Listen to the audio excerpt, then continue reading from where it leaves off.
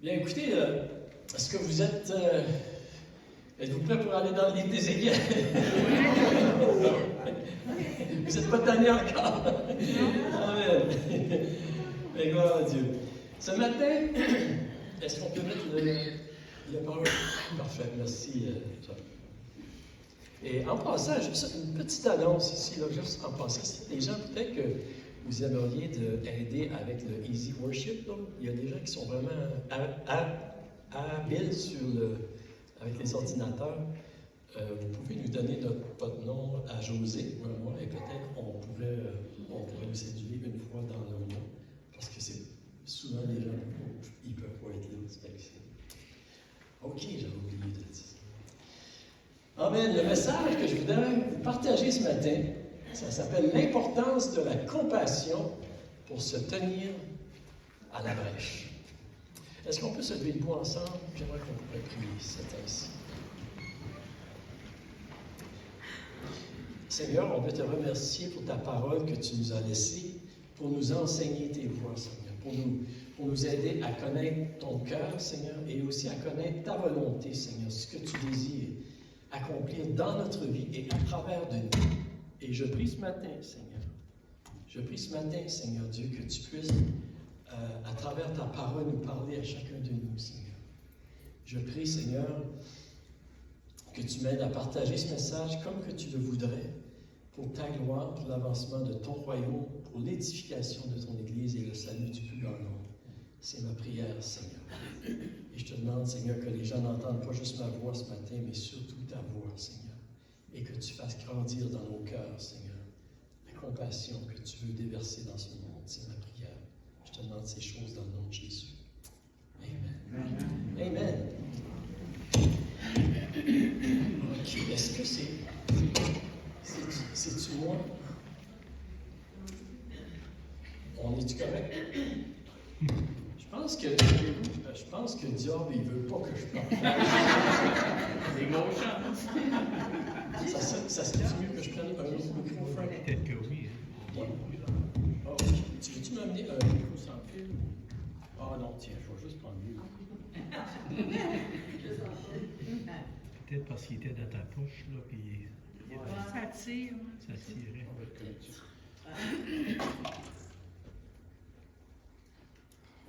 Ouais, je fais pareil. Yes, sir. Ça m'arrêtera pas.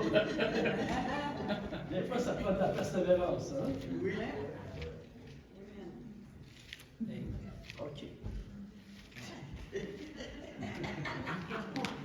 Genre, tu feras des éditions là, sur le vidéo. 1, 2. OK. Bon.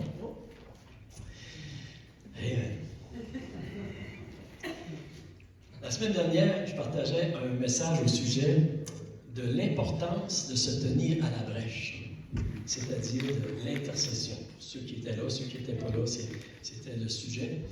Et nous avons vu dans ce message, c'est comment est-ce que, au temps d'Ézéchiel, Dieu, il recherchait quelqu'un pour se tenir à la brèche, dans la vérité, et intercéder en faveur du peuple en implorant sa grâce et sa miséricorde, mais il ne pouvait pas en trouver. Il ne pouvait pas en trouver. Et après le service, je parlais avec Michael. Et pour ceux qui connaissent Michael, là. Mais Michael, il me disait comment qu'il avait beaucoup aimé le message. Et moi, je lui ai dit, Michael, la prière d'intercession, j'ai dit, c'est vraiment ta tasse de thé. Hein? C'est une expression qu'on utilise ici pour dire que c'est vraiment quelque chose qui te tient à cœur. C'est vraiment ton don. Puis si vous connaissez Michael, je pense que vous êtes d'accord avec moi. Et Michael me disait quelque chose. Il m'a dit, oui, certainement, c'est beaucoup quelque chose ça résonne dans mon cœur. C'est très important. Mais il m'a dit quelque chose qui ça fait résonner aussi quelque chose dans ma tête. Il dit, oui, c'est important, mais il dit, c'est seulement par la grâce de Dieu. Puis il dit, ça prend beaucoup d'amour dans notre cœur pour intercéder. Puis j'ai dit, wow, c'est vrai, que définitivement, c'est par la grâce de Dieu qu'on peut faire tout ce que Dieu nous appelle à faire. Puis c'est vrai que ça prend beaucoup d'amour pour être un intercesseur. Et ce matin, j'aimerais vous parler justement de l'importance de rechercher et de cultiver la compassion dans notre cœur si nous voulons être des sentinelles qui se tiennent à la brèche et qui intercèdent comme Dieu voudrait qu'on puisse le faire. Et le passage que j'aimerais qu'on puisse lire ensemble, encore une fois, c'est ce passage ici dans Ézéchiel, le chapitre 22, le verset 30. Et ça dit ceci, je cherche parmi eux un homme qui élève un mur, qui se tienne à la brèche devant moi en faveur du pays, afin que je ne le détruise pas, mais je n'en trouve point. Et peut-être on va se remettre dans le contexte ici de Ézéchiel. Je sais que vous le connaissez quand même assez bien maintenant, mais à cette époque-là, la nation d'Israël, de manière générale, s'était éloignée de Dieu. Ils avaient abandonné l'Éternel, même après avoir reçu plusieurs avertissements de plusieurs prophètes pendant plusieurs années. Et si vous lisez le chapitre 22, vous allez voir une description vraiment assez complète des abominations qui se produisaient au milieu du peuple. Et le verset 30, comme on vient de lire, ça nous dit que Dieu, il recherchait quelqu'un pour élever un mur de protection, pour intercéder en faveur du peuple. Mais il n'en trouvait pas. Il n'en trouvait pas. Il n'y avait personne qui implorait la grâce, qui proclamait la vérité. Oui, il y avait Ézéchiel qui était là, et il y avait à cette époque-là quelques prophètes aussi, comme Daniel, puis ses amis, et quelques autres personnes aussi qu'on peut voir. Mais d'une manière générale, le peuple, les dirigeants, parmi eux autres, il n'y avait personne qui se tenait à la brèche. Et je pense que nous pourrions dire aussi on pourrait le dire d'une autre façon, vous savez, c'est que il n'y avait personne parmi le peuple qui se souciait de la condition spirituelle du peuple. Il n'y avait personne, en fait, sauf quelques prophètes qui se souciaient de ce qui se produisait spirituellement dans la nation, puis il n'y avait personne qui avait assez de courage et d'amour pour avertir la nation, puis déclarer la vérité, puis leur dire que s'ils continuaient comme ça, il allait y avoir des conséquences désastreuses. Vous êtes avec moi? Oui. Et on pourrait dire, en fait, qu'il n'y avait personne qui avait assez de compassion dans leur cœur pour se tenir à la brèche. Tous se souciaient de leur propre intérêt. Qu'est-ce que moi? C'est mes affaires, mes affaires. Et on pourrait... est-ce que vous pensez que s'il y aurait eu plus de compassion dans les cœurs parmi le peuple, que Dieu aurait trouvé quelqu'un qui se tenait à la brèche? Oui. Je crois que oui. Je pense que oui aussi. Et ça me fait penser, vous savez, à un passage que l'apôtre Paul a écrit aux Philippiens. Et dans Philippiens, le chapitre 2, est-ce que... Dans Philippiens, le chapitre 2, on lit ceci, l'apôtre Paul, il dit « J'espère dans le Seigneur Jésus vous envoyer bientôt Timothée afin d'être encouragé moi-même en apprenant ce qui vous concerne. Car je n'ai personne ici qui partage mes sentiments pour prendre sincèrement à cœur votre situation. Tous, en effet, cherchent leur propre intérêt et non ceux de Jésus-Christ. » Vous savez, ici, on voit que l'apôtre Paul, il se souciait des Philippiens, de l'église de Philippe. Il était concerné pour eux autres. On pourrait dire qu'il y avait de la compassion, de l'amour dans son cœur, et il voulait envoyer quelqu'un pour s'informer, pour les aider, pour les affermir. Ça nous dit qu'il ne trouvait personne. Il n'y a personne qui se souciait de la situation. On pourrait dire qu'il n'y a personne qui avait assez de compassion dans le cœur, sauf Timothée. Il y en avait un Timothée, il a envoyé Timothée. Et on pourrait dire, s'il y avait eu plus de compassion, je suis pas mal certain que Paul aurait pu trouver des personnes. On voit l'importance de la compassion aussi.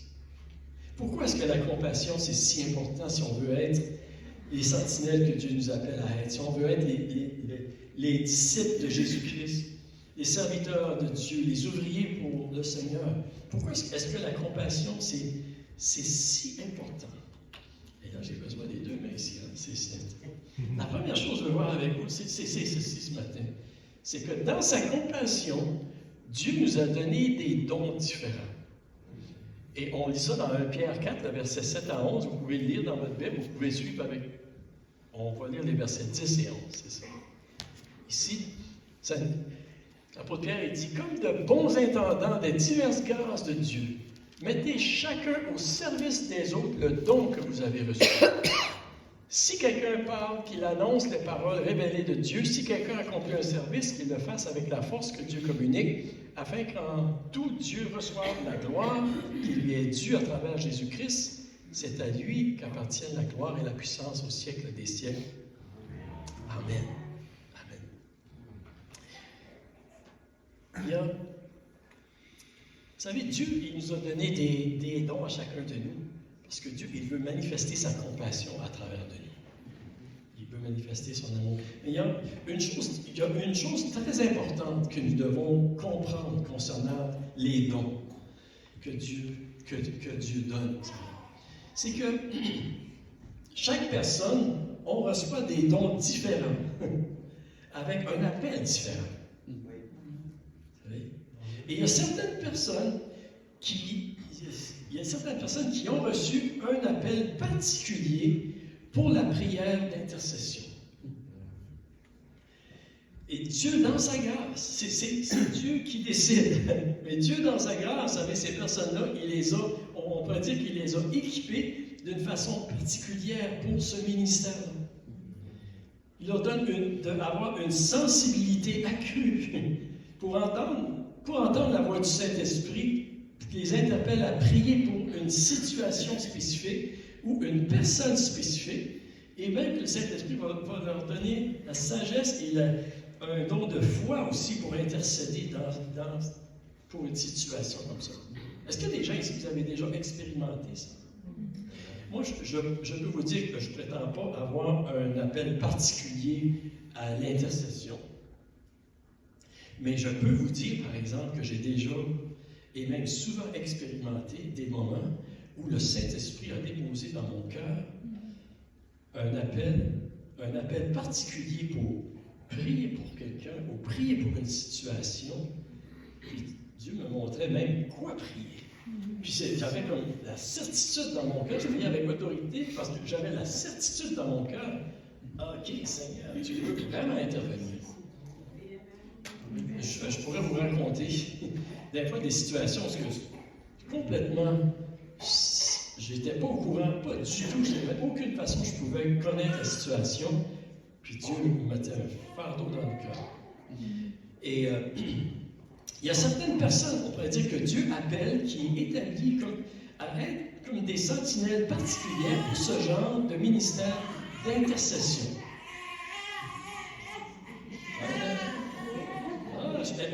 C'est peut-être de l'intercession, ça.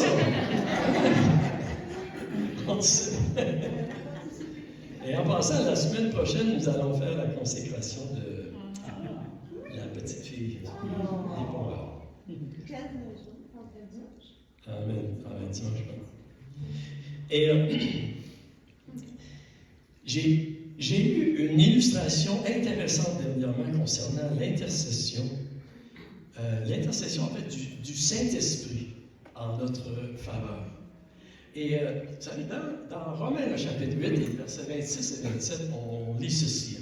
Ça dit, de même aussi, l'Esprit nous aide dans notre faiblesse, car nous ne savons pas ce qu'il nous convient de demander dans nos prières. Mais l'Esprit lui-même intercède par des soupirs inexprimables. Et celui qui sonde les cœurs connaît quelle est la pensée de l'Esprit, parce que c'est selon Dieu qu'il intercède en faveur des saints. Amen. Amen. Le Saint-Esprit, il nous aide à prier. Merci Seigneur qu'il nous aide, qu'il vient et qu'il nous enseigne bien les choses. Et cette illustration-là que j'ai trouvé que c'était intéressant, c'est l'exemple d'une personne, on va dire un pasteur, OK, qui avait des problèmes avec la photocopieuse de l'Église. Dans l'histoire, il y avait des problèmes avec une photocopieuse. Je ne sais pas si c'est une église, mais moi je peux vous dire, là, ça arrive. Et ce pasteur-là, il a appelé la compagnie pour savoir qu'est-ce qu'il devait faire pour réparer la photocopieuse. Puis là, les personnes au bout du téléphone, ils étaient en train de lui expliquer, ben regarde, c'est ça, tu as besoin d'ouvrir ça, puis de changer cette pièce-là, puis de faire ceci, puis faire cela, puis ça va fonctionner. Et là, le pauvre pasteur, là, c'est le pauvre pasteur, il sait là, où que ça se trouve, Ézéchiel, puis Jérémie, puis tous les prophètes, là, mais là, lorsque tu parles un thème technique là, de photocopieuse, puis que il ne comprend rien là, dans ce qu'il dit. Ça fait un moment donné, la personne au bout du bureau là-bas dit, garde, je sais qu'est-ce qu'on va faire. Je vais t'envoyer quelqu'un. Je vais envoyer un technicien là, avec toi. Là.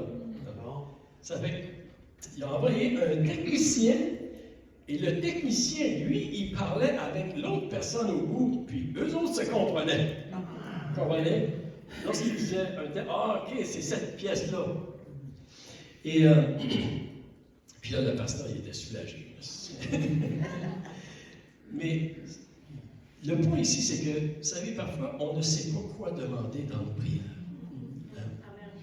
Mais Dieu nous a donné le Saint-Esprit pour nous aider à savoir ce que nous avons besoin, à savoir quoi prier. On sait.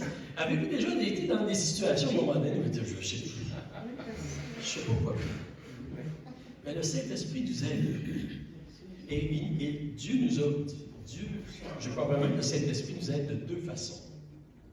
Une façon, il va mettre sur notre cœur, il va nous révéler, en fait, c'est quasiment une parole de connaissance, on pourrait dire, pour quelque chose, une situation. Il nous révèle les choses, puis il le met dans notre cœur.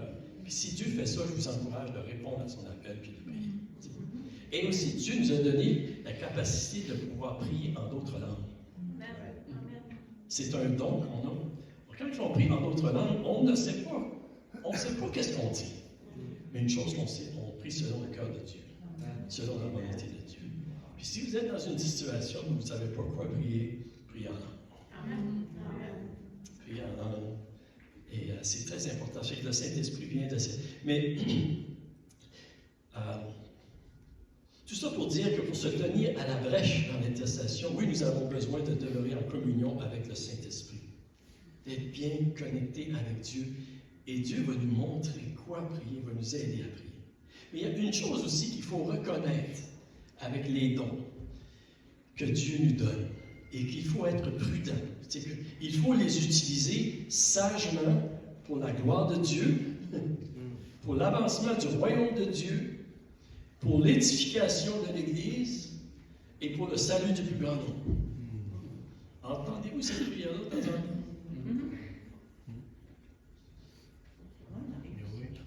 Moi aussi, je l'entends. C'est ma prière, en fait. C'est ma prière quand j'exerce quoi que ce soit, le don que Dieu m'a donné. Que ça serve à ta gloire, Seigneur. Que ça serve à l'avancement de ton royaume. Que ton Église soit édifiée, Seigneur. Que ça serve au salut du plus grand nombre. OK. Mais ici, juste pour vous dire qu'il y a un danger avec les dons que Dieu nous donne. Et parfois, vous savez, les dons que Dieu nous donne, le danger, c'est qu'on peut penser que tout le monde a le même don, ou que tout le monde devrait avoir le même don. Je sais que je ne suis pas inquiète pour vous autres, mais je vais vous le dire pareil. Par exemple, ceux qui ont reçu un appel et un don pour l'intercession, parfois, là, ils peuvent avoir tellement à cœur la prière, là, qu'ils ne comprennent pas pourquoi est-ce que les autres personnes n'ont pas autant le désir de prier qu'eux autres. Tu sais, on appelle ça une projection de nos dons sur les autres. Il faut être conscient de ce qu'on a, il faut être prudent. Il faut être prudent, vous savez, de ne pas porter un jugement sur les personnes qui n'ont pas la même ferveur à l'intercession. Et en fait, ça peut être pour l'intercession, ça peut être pour les autres dons aussi. Il y a des personnes qui ont un appel particulier pour l'évangélisation. Hein?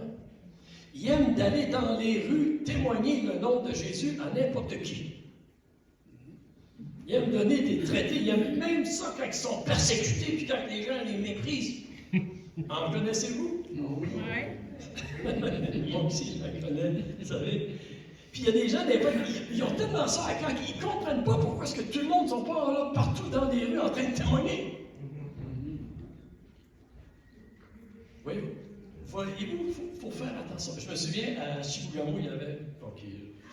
Il fallait que ça vienne. Il y avait un gars, je me souviens encore de son nom, il s'appelait Claude Desbiens. En feu pour le Seigneur, ce gars-là, en tout cas, là, jeune, mais lui, là, il témoignait tout le temps.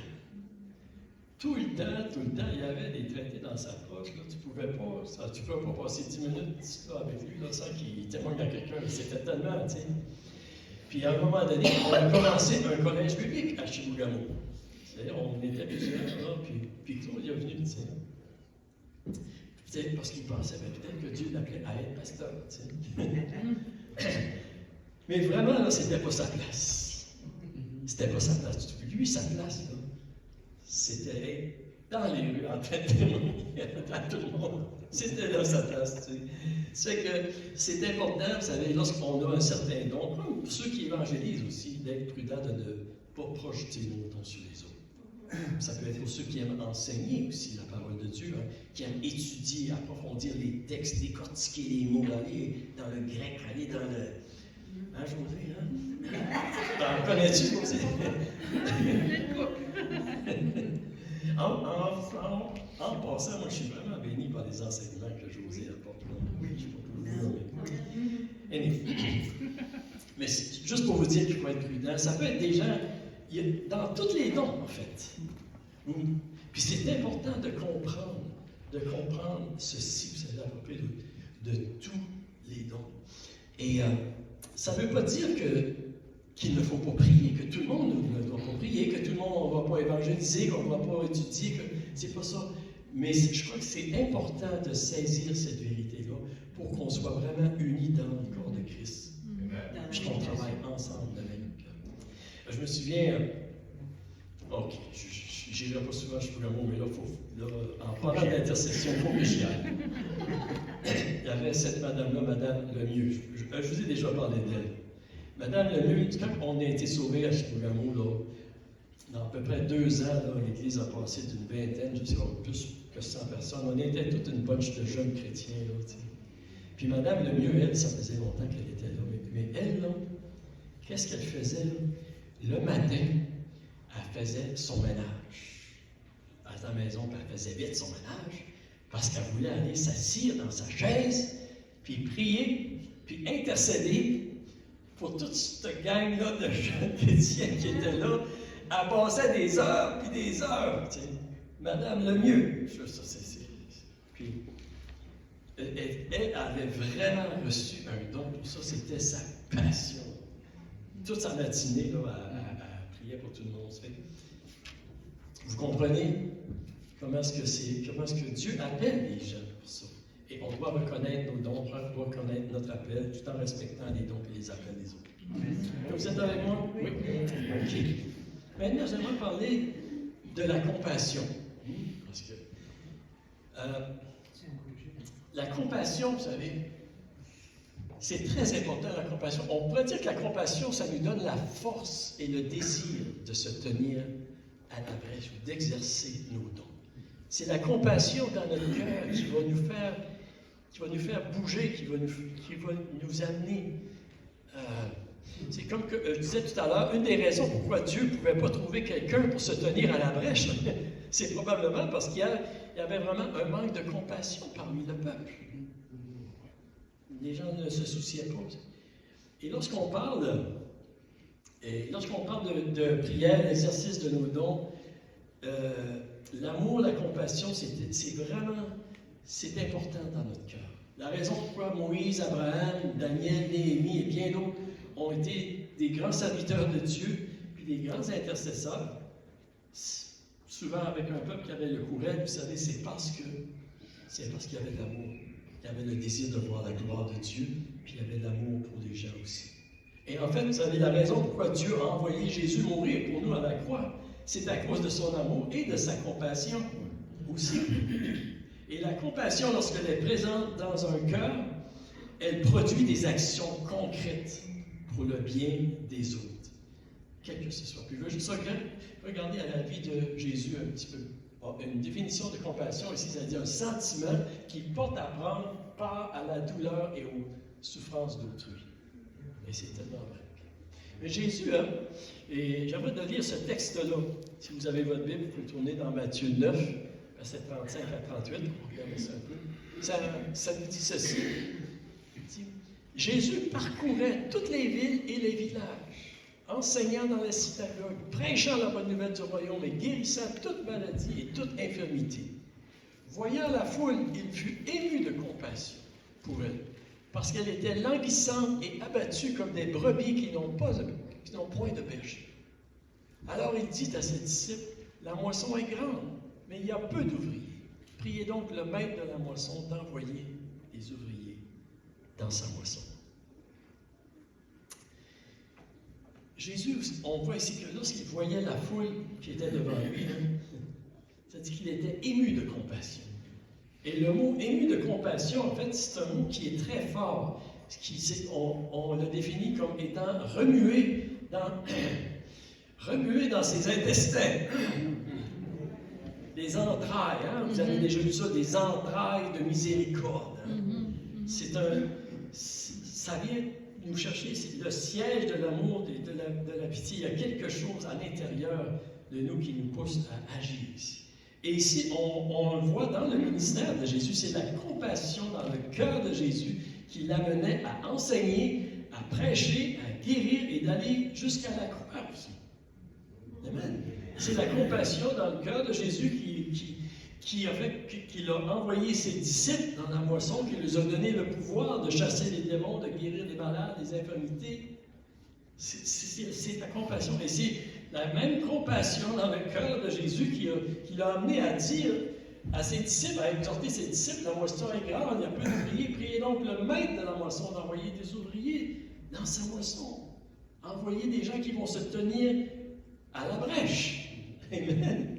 C'est ça que Jésus... Et on a vu dans plusieurs passages comment la compassion, c'était fort dans le cœur de Jésus. On va en lire quelques-uns.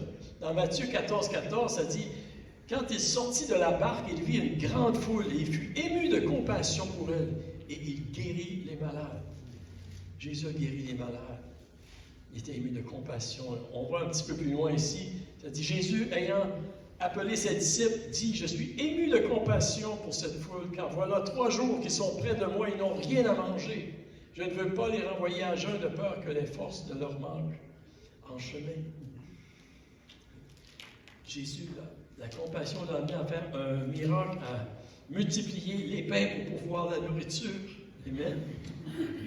Et avec la compassion, ça nous amène à faire quelque chose et à pouvoir. Dans un autre passage ici, ça dit, lorsqu'ils sortirent de Jéricho, une grande foule suivit Jésus, et voici 2 aveugles assis au bord du chemin entendirent que Jésus passait et crièrent, « Aie pitié de nous, Seigneur, fils de David. » La foule les reprenait pour les faire taire, mais ils crièrent plus fort, « Aie pitié de nous, Seigneur, fils de David. » Jésus s'arrêta, les appela et dit, « Que voulez-vous que je fasse? » Ils lui dirent, « Seigneur, que nos yeux s'ouvrent. » Ému de compassion, Jésus toucha leurs yeux et aussitôt ils recouvrèrent la vue et le suivirent.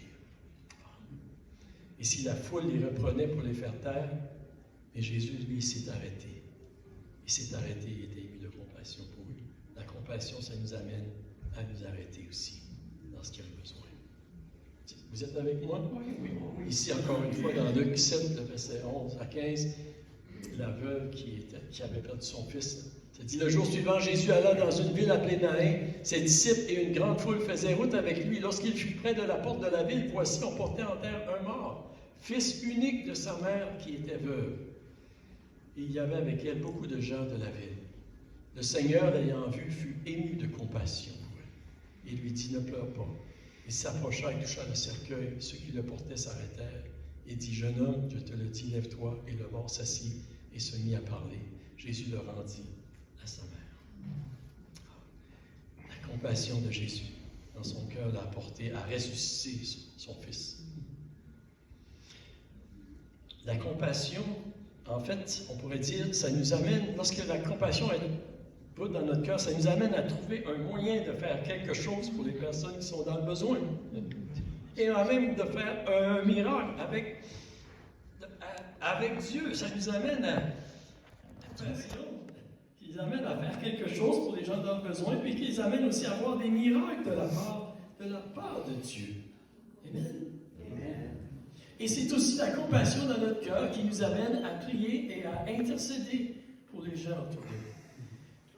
Et on le voit, vous savez, dans la vie de Jésus, à la fin de la vie de Jésus.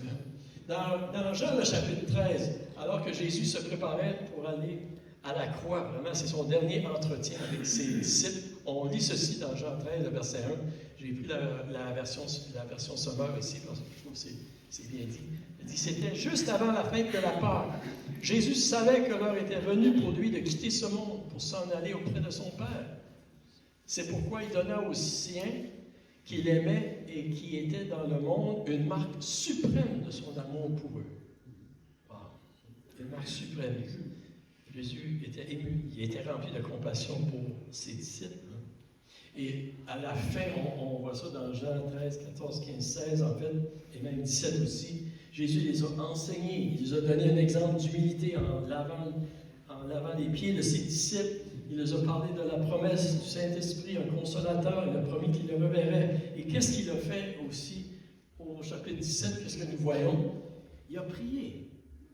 Dans le chapitre 17, c'est la prière sacerdotale. Hein, c'est la prière de Jésus. Hein. Il a prié, il a intercédé pour ses disciples. Dans Jean 17, au verset 9, ça dit, « C'est pour eux que je prie. Je ne prie pas pour le monde, mais pour ceux que tu m'as donnés, parce qu'ils sont à toi. Et tout ce qui est à moi est à toi, et tout ce qui est à toi est à moi, et je suis glorifié en eux. Je ne suis plus dans le monde, et ils sont dans le monde. Et je vais à toi, Père Saint, garde en ton nom ceux que tu m'as donnés, afin qu'ils soient un comme nous. » Amen. Jésus, sa compassion l'a amené à prier pour ses disciples. Et pour seulement pour ses disciples, il a prié pour nous autres aussi. On voit ça dans Jean 17, un petit peu plus loin, ça dit, Jésus dit, « Sanctifie-les par ta vérité, ta parole est la vérité. Comme tu m'as envoyé dans le monde, je les ai envoyés dans le monde, et je me sanctifie moi-même pour eux, afin qu'eux aussi soient sanctifiés par la vérité. Et ce n'est pas pour eux seulement que je prie, mais encore pour ceux qui croiront en moi par leur parole. » Et ça, c'est nous. Amen. La compassion de Jésus l'a amené à prier pour ses disciples et à prier pour nous. C'était plus fort que lui. Il devait prier. Et c'est la compassion dans notre cœur aussi qui va faire de nous qu'on va prier de plus en plus, qu'on va intercéder de plus en plus. On va faire quelque chose. Vous savez, Jésus, c'est notre grand intercesseur. Hein? Il s'est tenu à la brèche, en fait, pour nous. On le voit, comment est-ce qu'il... C'est notre exemple. Il se tient encore à la brèche pour nous. En fait, il intercède encore pour nous. La Bible nous dit que Jésus est toujours vivant et qu'il intercède à la droite du Père encore pour nous. Et on lit ceci dans Romains 8, 34. Hein, l'apôtre Paul dit qui les condamnera? Christ est mort, bien plus, il est ressuscité, il est à la droite de Dieu et il intercède pour nous. Amen. C'est-tu pas merveilleux quand Jésus intercède encore pour nous? Oui. Amen. Et le livre dans Hébreux 7, 25, ça dit, c'est aussi pour cela qu'il peut sauver parfaitement ceux qui s'approchent de Dieu par lui, étant toujours vivant pour intercéder en leur faveur. Amen.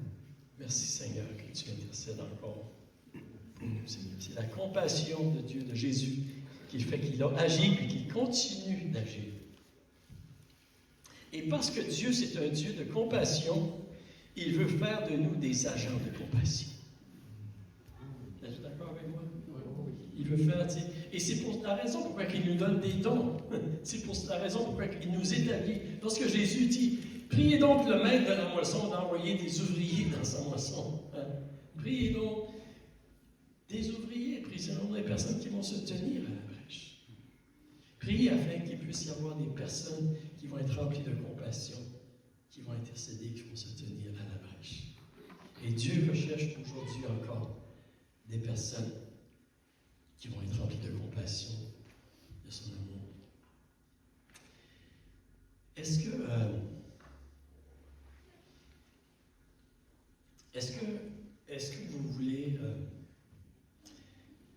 vous voulez dire au Seigneur, ok, attends.